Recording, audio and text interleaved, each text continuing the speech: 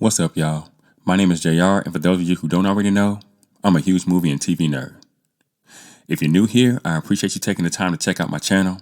I hope you'll consider sticking around and joining the film community I'm trying to build here on YouTube. So in today's video, I'm going to be breaking down the 4th episode in Season 3 of the Paramount Hit TV Show, Mayor of Kingstown. And just so you guys know, this video will contain spoilers, so if you haven't gotten around to watching the episode yet and you don't want to know anything that happens in it, you might want to exit this video now. And with that being said, no more wasting time, let's get into it.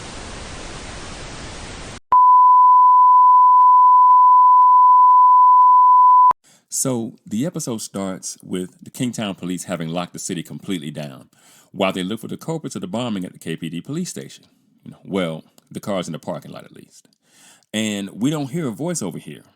What we do hear, though, is the dispatcher stating that there are 2 suspects wanted in connection with the explosions at KPD. The first identified as someone named John York, and the dispatcher gives a physical description. The second, an unknown white male, late 30s, medium build. Now, there's chatter from several different officers about the locations of roadblocks over the walkie as Bunny and his crew stand on their rooftop listening over a walkie of their own. And they seem to be entertained by the idea that the police are completely shutting down Kingstown and that it has absolutely nothing to do with them. Next, we see Ian beating on a man with brass knuckles that Stevie claims ran a red light. He's on the walkie again, and the dispatcher asks if the suspect is armed, and Stevie responds, "Not anymore, he isn't." He goes on to claim that the suspect resisted arrest and would not comply with officers' requests as Ian continues beating him, finally just grabbing him by the collar and yelling at him, "Give me a name."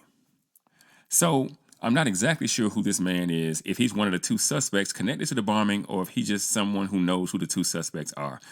In my opinion, the police may only be looking for 2 suspects, but this was absolutely a job that it took multiple people to pull off. So I think it's more than 2 people that they're actually looking for in connection with the bombings, even if there's only 2 people that they currently have as suspects at the moment. Either way, the guy who's getting beat up does take a pretty good licking by Ian in the altercation. So next we see Kyle and Big Rob posted up at a location that looks like it might be the parking lot of the police station, actually. And here is where we find out how the police figured out who the 2 suspects they're looking for were. So apparently they used burner phones to detonate the bombs, but 2 of the bombs didn't go off. But the numbers still came through. So the police simply traced the numbers, and that's where we, the audience, come into the story. So as Mike arrives and he goes through everything, Kyle goes on to tell Mike that AT&T gave up the name and the last known address, but that it's a hotel. He then tells him the name of one of the suspects is John York, and that he's AB affiliated. So, there's that. We talked about in the last video that this could be the Russians or AB, but I wasn't quite sure who. And we've got our answer. So Mike asks what the bomb squad has to say about the explosions, but Kyle tells him that the signature is different than the bomb that went off at their mother's funeral. At that point, the dispatcher gives the tactical unit the go-ahead, and that means it's Big Rob's turn it back. He gathers the guys, they hop in the SWAT van, and they proceed to the last known location of the suspect. Now, Bunny and his crew are now sitting inside, and they're still listening to everything being said by the police over the walkie. And one of the guys even says, hey, they're gonna change, channels as things kind of get, more heated up. I mean, and they've got like drinks and chips and everything, so they're like really, really enjoying what's going on at this point. Now, SWAT then arrives at the location, which turns out to be a gas station. And when Rob and his guys breach the bathroom outside the gas station, we see a man holding a gun with his hands in the air. But Big Rob, he shoots the man dead, which seems to frustrate Mike, probably for a number of reasons. And then we go to the opening credits. So after the credits are over, before we get to that point, we now know that the bombing was indeed committed by the Aryans and not the Russians. At least this particular bombing, because I'll get to more of that, in just a little while. So that particular mystery is solved. However, I still think it's coincidental, again, like I said, that Constantine blew up Milo Someone tried to blow up Mike and his family at Miriam's funeral, and now bombs are going off at the police station, especially since Constantine only reached out to Merle about a partnership last episode. But we've been watching bombs go off since the season 2 finale. I mean, the way I see it is, what is the likelihood that both the Aryans and the Russians decided that their weapon of choice as they waged war in Kingstown would be explosives? Now, I mean, I suppose it could be coincidence, but I don't know. I just think that it's weird. Maybe even it's lazy writing, but we'll have to wait a little while longer before we know for sure, because I'm waiting for the writers to tie the two groups together completely so that we know exactly what's been going on between the Russians and the Aryans, when it started, who it was started by, what this grand plan maybe was, and when it was hatched by who and how it's being executed exactly.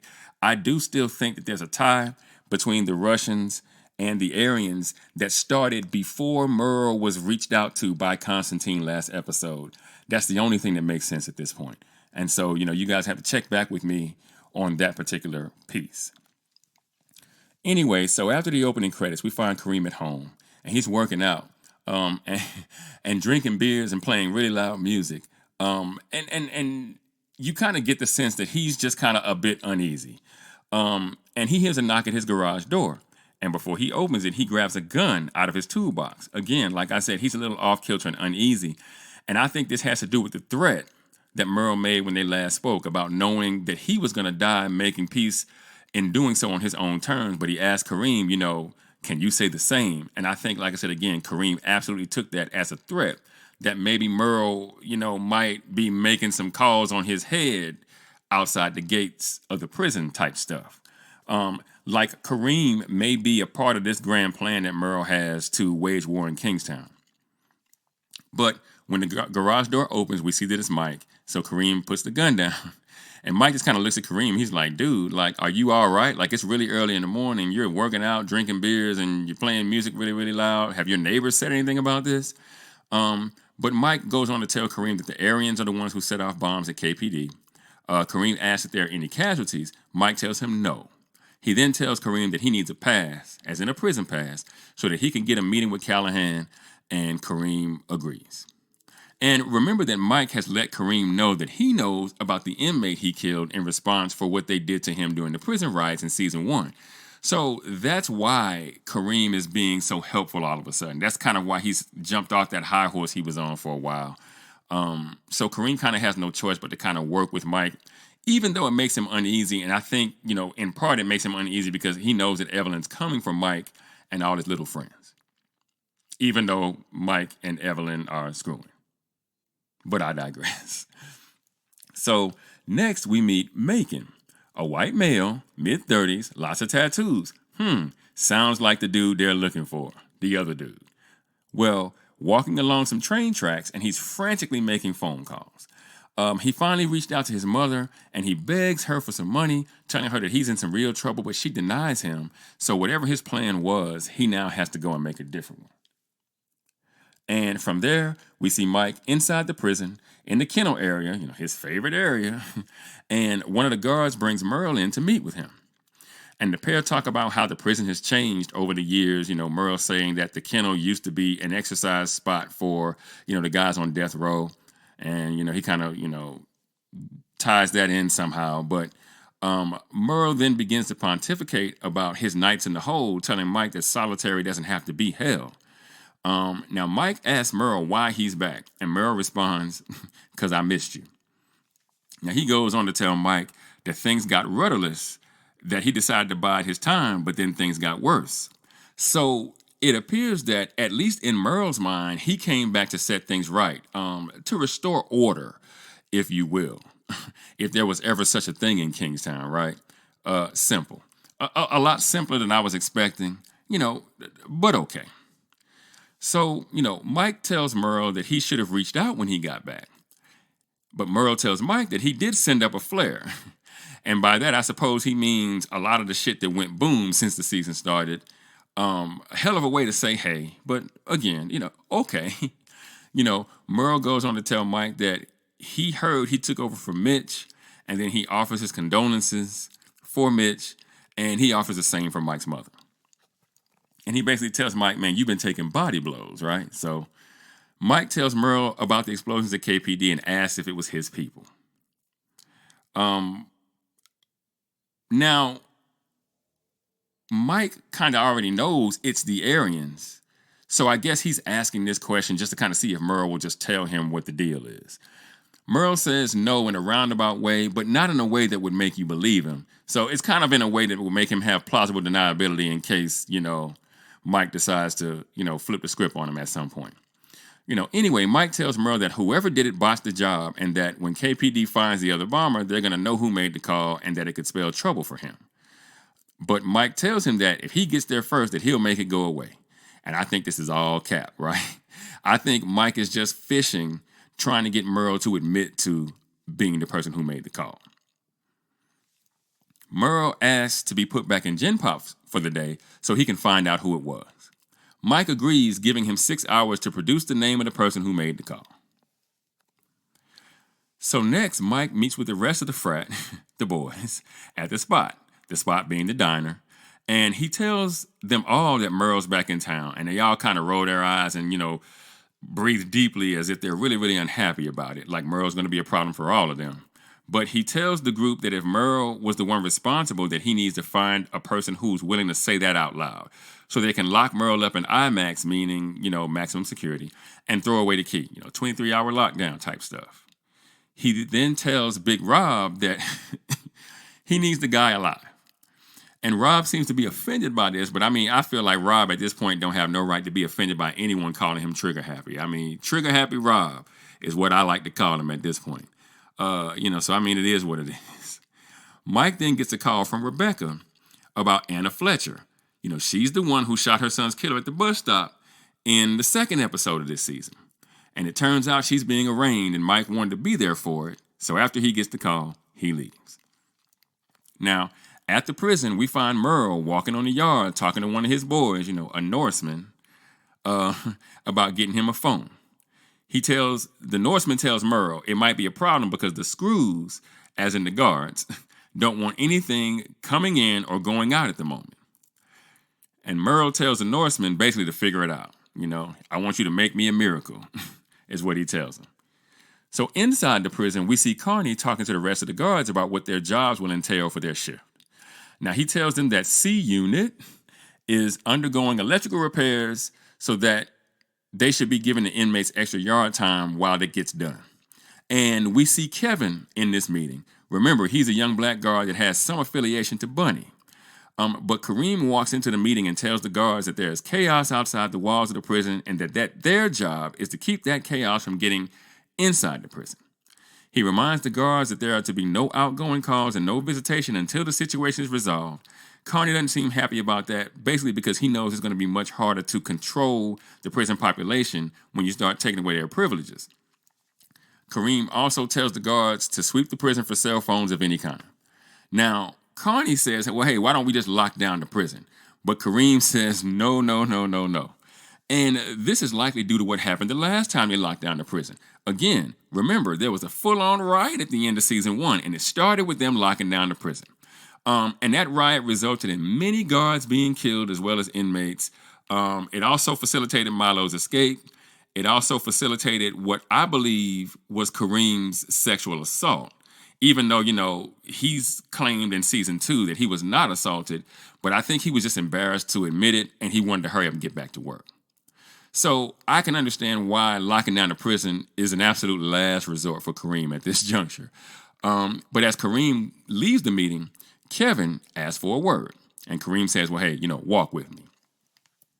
Now, back on the street, we see Macon and a man named Stamper, according to IMDb, jacking a car.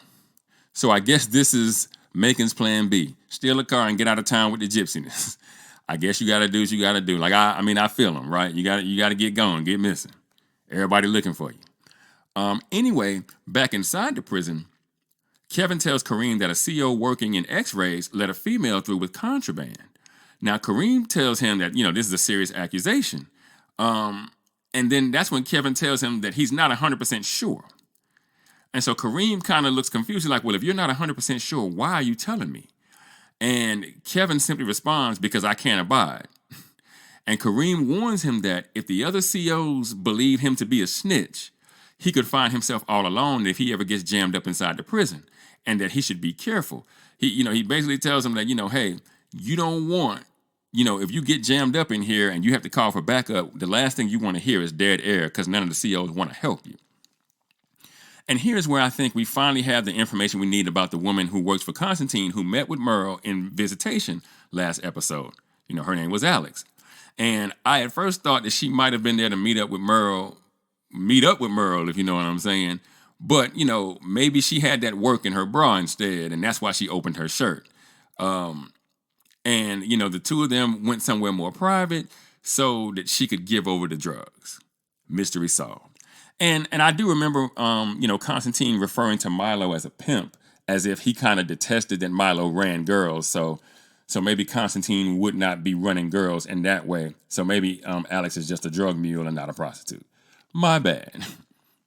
So in court, we find Anna Fletcher at her arraignment. And, she's standing there and, being asked if she understands the charges against her and all that kind of stuff. She shakes her head yes. She says she understands everything. And Mike's sitting in the back of the courtroom looking on. And we also find Evelyn posted up in the corner. Now, Anna tells the judge that she understands what she's done and that basically she's got no remorse. And so at that point, Mike gets up and leaves the courtroom. Evelyn follows.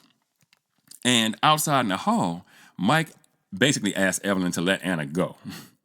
And Evelyn tells Mike she can't do that. He then asks, Evelyn to reduce the charges. And again, Evelyn goes, I can't. She's like, everybody's watching me right now. There's so much going on. I'm not going to risk getting in a situation, on this kind of situation. And, Evelyn tells Mike that she has to focus on what's going on in the streets and that Mike should do the same. Now, he asks Evelyn again to think about helping her. And Evelyn asks Mike, what is it about her? Why do you want to help her so bad? And Mike simply tells Evelyn that, Anna reminds him of his mother. And remember in season 2 that after the prison riot, Miriam was on that whole heal the world, save the world kick. She got, accosted by the gentleman who robbed her and he roughed her up, but she didn't want to press charges.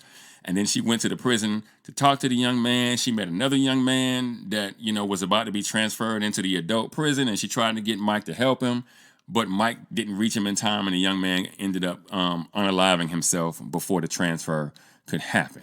And so that's kind of, I guess, why Mike has such a soft spot for Anna. Now, during that conversation, Mike gets a call from Ian saying that they're tracking a stolen vehicle through Crip territory. And so Mike has to go and he plans to meet them. Now, back at the prison, Kareem finds Merle in the library reading a book and asks him what he's doing. He tells Merle that, hey, you're in Gen Pop for a reason and it's not to simply sit here and pass the time. Merle tells Kareem that he sent out a signal that he's waiting for it to bounce back. He then asks Kareem for a stick of gum, seeing that Kareem is chewing a stick already. Kareem gives him the gum. But he tells Kareem that he looks tired. And Kareem basically tells Merle that he sleeps well enough, in his own bed. Essentially, I'm not locked up, you're locked up, before leaving. Now, on the streets, the cops are indeed chasing down Macon and Stamper in their stolen car, and Mike is en route. Now, Bunny and his boys are still sitting around listening, and the pair of car thieves eventually get in a wreck hitting a telephone pole. Now, Mike tells Ian to hold the purse until he gets there. Ian says he'll try, but he ain't making no promises. Now, the pair separate on foot, and Macon seems to get away, but Stamper finds himself trapped in an alley. Kyle gets to the scene first, and despite having no idea if Stamper is armed or not, he manages to arrest Stamper without incident, even though, Ian and Stevie are approaching with guns drawn. But he does manage to talk Stamper down and get the cuffs on him without anybody, firing him up, if you know what I'm saying. That's a pretty big accomplishment considering that Big Rob and his boys showed up exactly as the cuffs were getting put on him. So he, Stamper got no idea how bad he almost came to being in that gangster lean. For real, because, Big Rob don't take no prisoners. And so as the uniforms take Stamper to a nearby police vehicle, Rob looks concerned about Kyle's actions at the scene. Now next, we hear the dispatcher tell the cops that Macon is running deeper and deeper into Crip territory, which Bunny and his people can also hear. And, Bunny just tells his people to tell the guys that they have on the street to be on the lookout for this guy. Stevie points out that Macon is headed into the lion's den, and Ian remarks that, only one of them has the number to the lion, meaning Bunny. So next, we see Mike on the road getting a call from Bunny to tell him that they have something that he might be interested in. So as night falls, Mike indeed arrives at Bunny's warehouse. And he goes inside to find Macon beaten and tied to a concrete support. Now Mike, looks at Bunny and like, was all that necessary? And Bunny essentially tells Mike that he failed to comply, which I thought was absolutely hilarious. So Mike takes Macon up on the roof and he introduces himself. And he tells him that, his friend gave him up and that he asks him who made the call on the bombings. And Mike tells him that, Macon tells him, that he doesn't know, that the call came from up high and that the word got to him second or third hand, which honestly makes a lot of sense. But I still think he knows more than he's letting on. He then tells Mike that 8 of his burned alive. And this is a callback to the firefight between SWAT and the Aryans back in episode 1. He goes on to tell Mike that he's a soldier for his people. Mike asks him, how's that working out for you? And Macon responds, well, how's it working out for you? Right? Remember when Mike was inside, he rolled with the Aryans because, it was kind of what he had to do in order to survive. Now, Mike offers to get Macon out of Kingstown in exchange for the name of the shot caller, who I think he already knows was Merle, but, he can't yet prove it. But Macon's not budging. And he's telling Mike that, he would never be safe if he ran because the cops would ice him fast, and that the cops would ice him faster than Bunny and his crew would anyway. Now, Mike tells Macon that if Bunny wanted him dead, he would already be dead. Macon seems to detest the fact that Mike is on a first-name basis with Bunny, and he kind of laughs sarcastically. And Mike tells him to give up the shot caller, and they'll be done. Or he can keep the name to himself, and KPD will kill him and his quote-unquote pasty-ass soldiers. And then Macon asks Mike if that includes him. He tells Mike that he remembers him from when they were inside, that his first year was Mike's last. He goes on to tell Mike that people used to talk about him with reverence, and that people thought he was just the man. The man right here, right? So, Mike apologizes for not remembering him. And Macon then accuses him of not remembering anything that he went through, stating that, he got out and he caught jungle fever. He reminds him that Gunner tried to take him out and got shivved inside for it. Then he reminds Mike that his house got shot up and his mom's funeral got blown up, and this makes Mike extremely angry. So he grabs Macon by the collar and eventually pushes him off the roof. And this conversation is a pivotal one because it sounds to me like Macon may not only know who made the call on the explosions at KPD, but that what's happening now may be part of a much bigger plan hatched quite some time ago, maybe as far back as midway through last season, and that all of this, everything that has gone wrong for the McCluskeys, may simply come down to the Aryans thinking that Mike is a traitor for daring to help the Crips. And that is pretty mind-blowing if you ask me. So anyway, we see Ian, Stevie, Big Rob, and Kyle at a bar drinking and shooting pool, and Rob asks Ian if he thinks that Kyle is okay. And, Ian, eventually kind of just blows Rob off a bit. And I think everybody's a little kind of over Rob just, basically murking everybody. So, eventually Rob approaches Ian himself, and he approaches Kyle, himself, and he asks him about the situation earlier with Stamper. He asked Kyle if he knew that Stamper was unarmed. Kyle answers no. Then Rob asks again, okay, so then what was that today? And Kyle tells Rob that if he hadn't killed the other Aryan they caught at the gas station, that the whole situation could have been handled long before he did what he did. And Rob basically said, that's BS, that's detective talk, And Rob reminds Kyle that if you don't know if a suspect is armed, then you have to treat him or her like he or she is armed. He then asks, if you're in the field and you've got a sister in front of you and a brother behind you, what do you do? And Kyle responds, 2 in the chest and 1 in the dome. And Rob seemed to have approved of this answer before he ultimately walks away from the conversation. And I think that this conversation is advancing Kyle's character arc, towards having him join SWAT. And I do think that that's going to happen before the season is out. So I think this conversation is just Rob vetting him, plain and simple. And I also think that, Rob kind of looking at him weird about what went on earlier with Stamper in the alley was also him just going like, I'm trying to keep my eye on Kyle and seeing if I could see him on SWAT, if he would be an asset or a liability. Now, next, we find Mike back at the prison talking to Merle again, this time through the glass. And Merle tells him he has a name for him. Mike says he has a name too. So Merle then asks if he gave up anything. Mike tells him that the first guy got done away with by KPD and the second guy got caught in the wrong hood. He tells Merle that the Crips threw him off the roof, off a 3-story building, to be exact, as opposed to telling the truth that he was the one who did it. Merle then pontificates about what happens to a body when it falls from a height like that.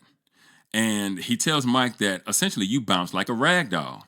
And this is the title of the episode. Mike then tells Merle that he doesn't know who gave the order, so whoever it was is safe. And he goes on to tell Merle that he'll be back in Gen Pop tomorrow, because he played it right. Notice the words he said, because he played it right.